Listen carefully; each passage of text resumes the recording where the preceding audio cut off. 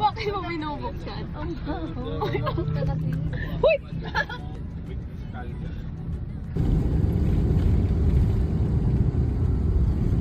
Hi guys! Papunta na po kami sa Shut Up and Close Your Mouth. Papunta na kami sa kakainan namin. And ang ka-roommate ko ngayon ay si... Not me. Ate Colette! Hi guys! Papunta na po kami sa kakainan. Papunta na po kami sa kakainan namin. Punta tayo sa kakainin namin. Sa kakainan namin. Namin lang hindi ka kasama kasi you don't belong. Ako siya yung ka-roommate ko, si Ate Colette. And buti na lang talaga. Buti na lang.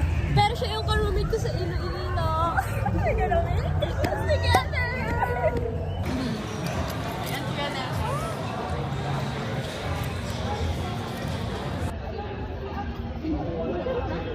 Por favor.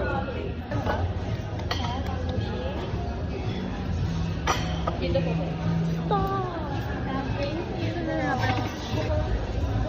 Wala po pong mango eh. It's fine.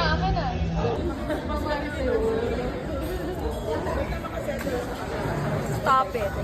Tapos na po kami kumain, guys. Kuya, nasa yun ang masasabi mo sa food.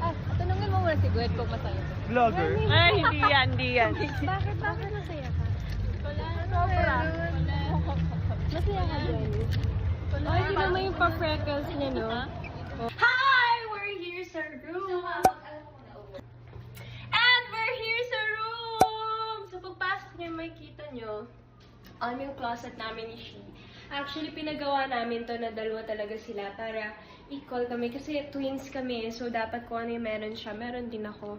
Tapos dito, makikita niyo dito yung bathroom. Pinili talaga namin ni She na ganito yung color kasi you know, black is our color talaga. Like, hindi black suot ko. Ito yung bedroom namin. Ito yung bedroom namin kasi yung mom namin, syempre gusto niya maging fair talaga sa amin ni Sheena. Kasi nga twin. Guys, may chika ako. Sobrang gwapo kasi nung nakatabi ko kanina sa aeroplano. Feeling ko, nakatulog kasi ako. Feeling ko nakanganga ako tsaka umahago ako. Hours later. Tatanggal ako ng makeup kasi. Kasi kanina pa to, umaga. Nakatulog na ako lahat.